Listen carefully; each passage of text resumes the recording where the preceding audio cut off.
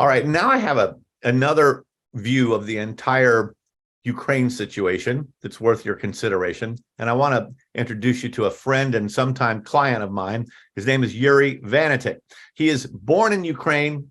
He flees Ukraine with his parents when he's only 6 years old into the U.S. They settle in California, Southern California. He's a real estate and energy investor. He's a Republican donor of some repute. He writes for various places. He's had op-eds in the Wall Street Journal. I've helped him on some of that. He does a lot on his own, which is really nowhere near as good as what I have done for him in the past. And the way we met very quickly was he was smeared by an enemy who tipped a reporter from McClatchy newspapers that this guy might be a Russiagate figure, because on his Instagram feed, Yuri had put a thumbs up photo. He loves the thumbs up with Paul Manafort, who was under investigation for Trump shenanigans. He went to prison for tax reasons unrelated to Trump. Yuri then becomes investigated. It's nothing. He met the guy in a restaurant for 5 minutes, happened to run into him and did the picture, and that got him in trouble. So I helped get him out. And but Yuri has a lot to say about Ukraine. He's been writing about it. He has a little bit of an extra stake because it's a personal story. And Yuri, thanks for being with us. Now, you're a Republican donor. Why is it that the Republicans are so against this war?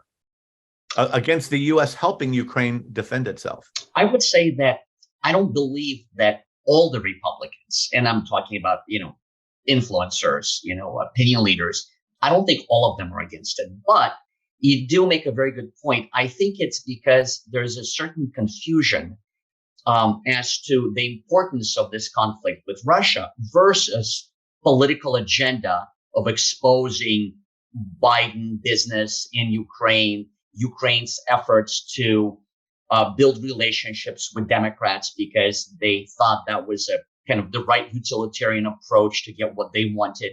So it seems like small-time politics is getting in the way of things that are, I think, would probably put us on the right side of history, if I can use a cliche phrase. And I think the Republicans are confused, sadly. The Republicans are confused. When I was coming up, it was always that the Republicans were the hawks and they were more willing to go to war. And you had to be willing to go to war as a way of making sure you never had to go to war. You had to show the enemy on the other side, do not mess with us because we will fight you. And then the Democrats were always wanting to put that flower down the gun barrel and try to avoid that type of thing. And now we've been through the 20 years of Iraq and of Afghanistan. We've had the terrible pullout and things seem to have reversed. And the Democrats want to help Ukraine defend itself. And the Republicans are suddenly, wanting to put the flower in the gun barrel. And yet strategically, if we don't look at it just as politics and hey, this is a way of opposing Biden, we want to oppose all Biden policies. Strategically, helping Ukraine defend itself, Yuri, is actually rather important to the U.S. interest, right? Tell us why. It's certainly just my opinion, but I think it's critical because I think this is not just a push and shove with Russia, and it's not just us helping an ally who has awkwardly, albeit embraced democracy. It's more of an ideological conflict to what ideology prevails. And this could be a huge embarrassment for the West. And this could be, a transformation in history to where Russian dictatorship, Iran, China, and other players that have a different view of how the world should function, they could come about, or they could emerge as dominant. And I think if we think about it, if we truly appreciate the importance of that risk, then I think that we would be even more helpful in this conflict that Ukraine is dealing with. So that's that big global view there, but also just zoom up on that 1,386 mile border that separates Russia to the east from Ukraine to the west. And this is the biggest bulwark we could have against Russia deciding to go farther west. If we won't stop them, if the Republicans won't support trying to help Ukraine stop Russia there, will we help when it's Poland? Will we help when it's somewhere? I mean, the Baltics, Moldova. A lot of them, I believe that a lot of the sovereign states that used to be part of the Soviet Union are at risk. And it's no longer theoretical. It's tangible. It's happening.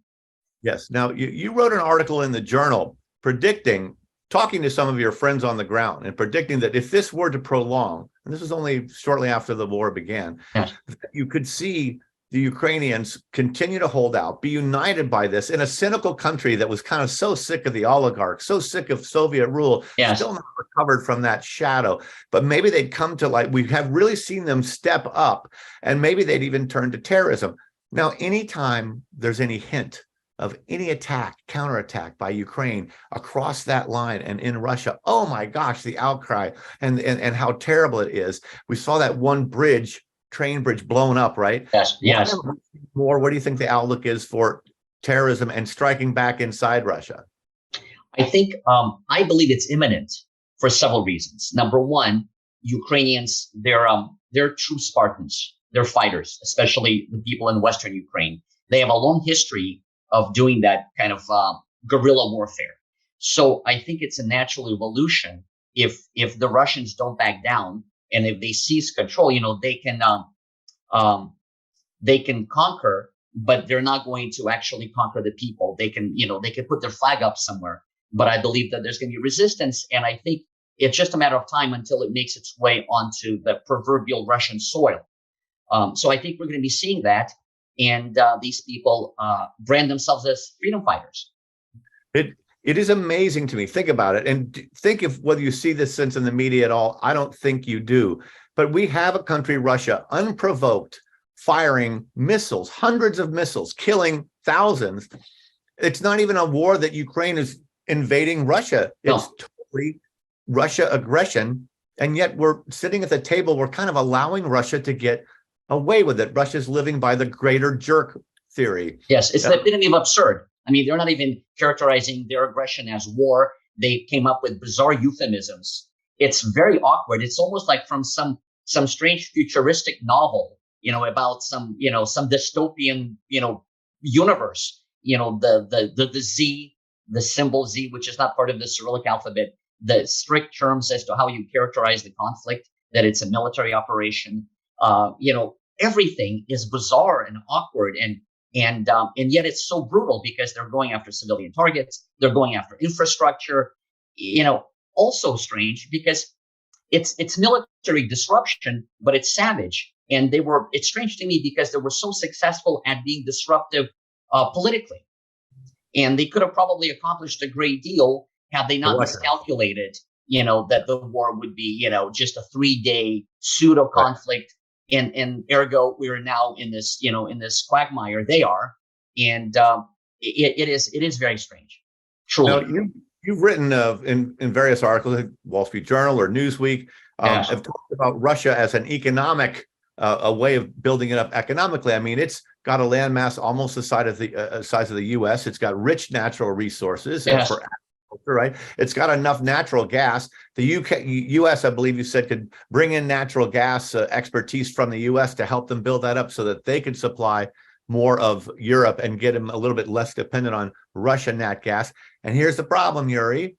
If we wanted to give any aid to them on the behalf of the Biden administration, the Republicans will then say you're just doing that to buy them off because they get, Burisma, the Ukrainian gas company, gave $4 million, was it a month or whatever, to Joe Biden's son, who then had an email saying he had to kick 10% of everything he brought up to the big guy and all of that.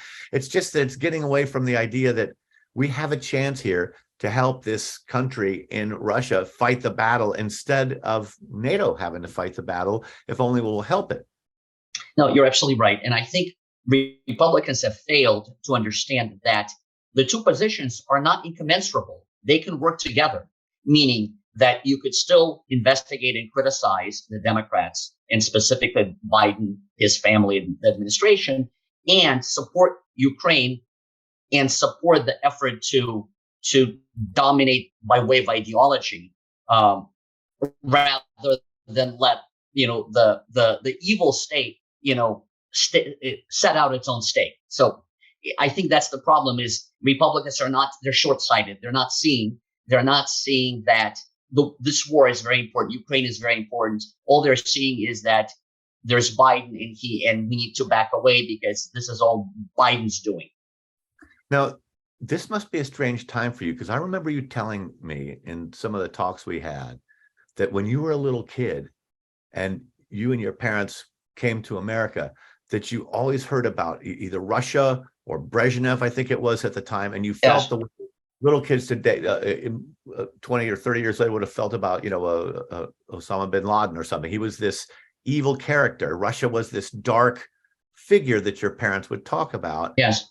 And here it is this many decades later, and again, Russia's a world villain. Yes. Now it is in the most concrete and the most empirical sense. We're seeing it, and it's shocking. It's shocking in terms of their brutality, in terms of their irrationality, and also in terms of their kind of mediocrity. They're not coming across as military geniuses. They're fighting. Conquerors. Yeah. No, it's brutal and sloppy. Yeah, it's brutal and sloppy. And that has been among the more stunning revelations of this invasion, is just how vulnerable the Russian military truly is. Part of that maybe is when you fight an unprovoked war. I mean, on one hand, let's remember that Putin 2 Julys ago wrote a published article in which he said that Russia, and this is long before the invasion, Russia and Ukraine will always be one. And that that was one of the worst costs of the breakup of the Soviet Union, was that this terrible tragedy, because they should be one. And certainly in eastern Ukraine, right next to Russia, there's a lot of Russian-speaking people who prefer Russia.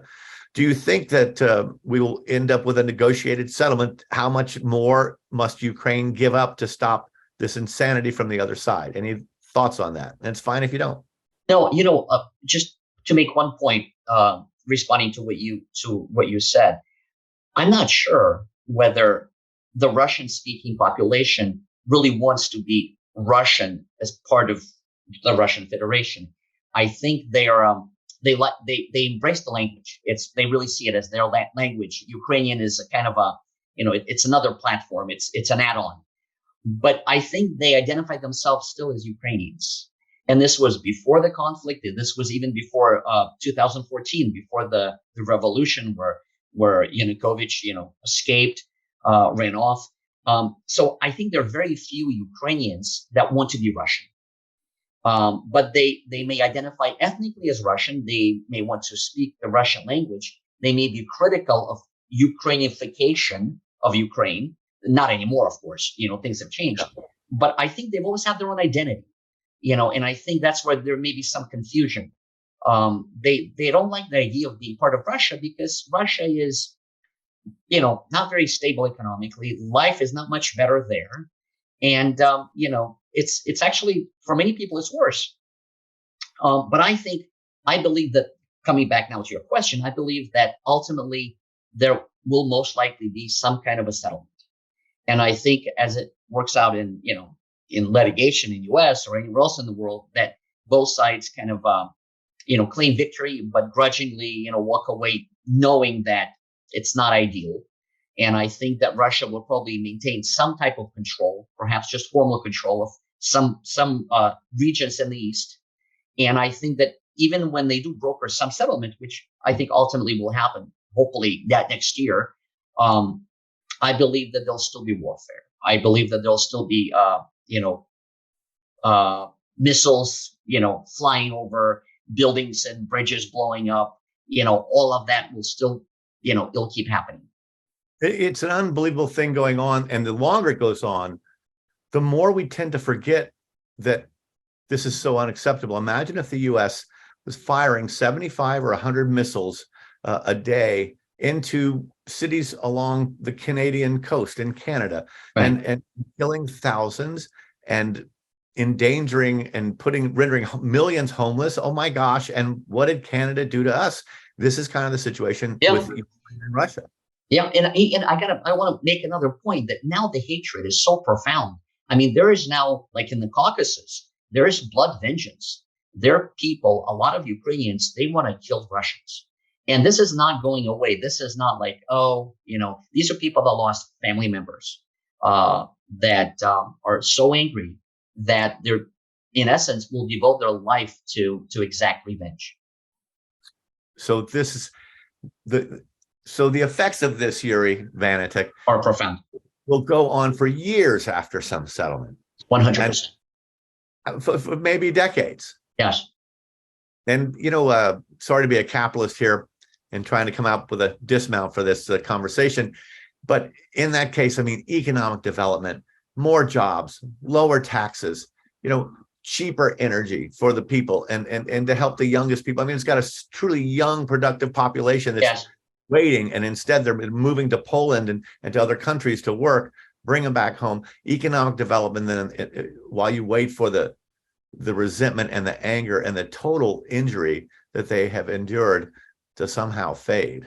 You're 100% right. I think economic investment into the country, rebuilding it, is the only hope. It's the only salvation, because if things become robust again, and I think there'll be a lot of money that'll be poured into Ukraine to rebuild its infrastructure. Ultimately, at some point, I think that's the big promise. It's not just capitalism. It's